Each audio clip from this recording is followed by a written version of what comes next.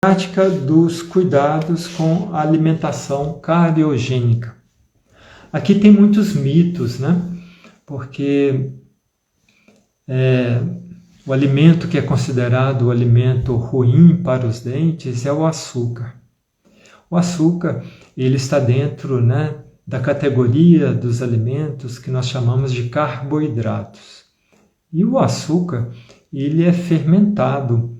Ele é fermentável pelas bactérias que existem na boca e essas bactérias transformam o açúcar em um ácido.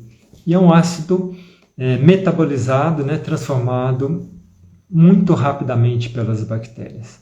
A partir do momento, né, que nós fazemos a ingestão, se existirem bactérias na superfície dos dentes, elas já começam a transformar aquele açúcar em ácido. E eles é quem vão descalcificar, desmineralizar os dentes.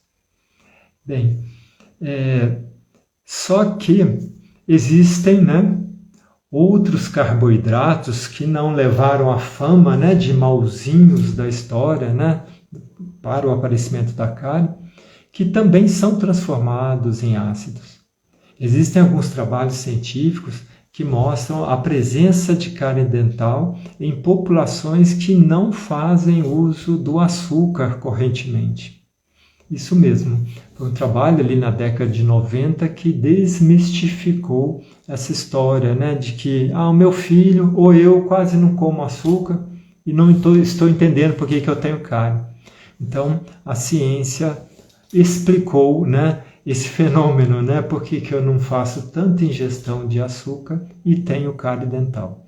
Porque outros alimentos também são transformados em ácidos.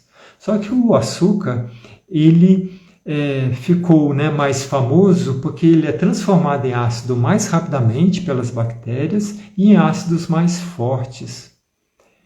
Já, né, o arroz, o pão, o macarrão, qualquer outra, né, massa, né, presente na nossa alimentação também pode ser transformado em ácido. Só que demora mais, então pode ser que dê mais tempo para realizar a higiene bucal e são ácidos mais fracos.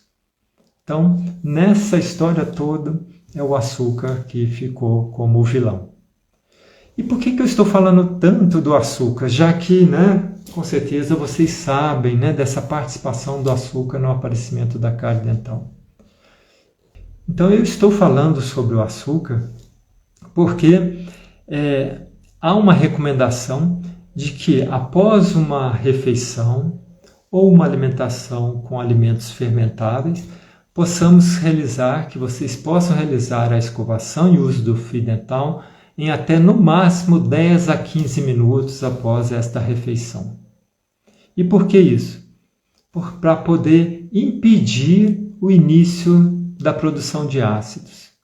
Porque é só depois de 50 minutos que a saliva, com aqueles componentes que neutralizam a acidez da boca, começam a fazer efeito.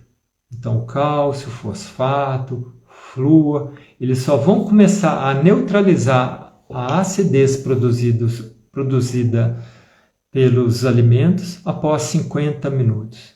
Enquanto isso, se os alimentos não forem removidos da superfície dental, a boca estará ácida.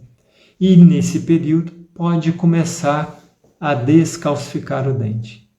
E a descalcificação, ela começa de forma imperceptível.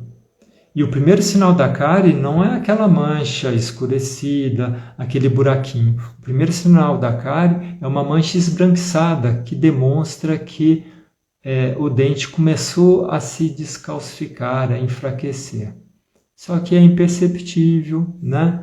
Nós costumamos a prestar atenção quando já tem algum escurecimento ou alguma quebra dental.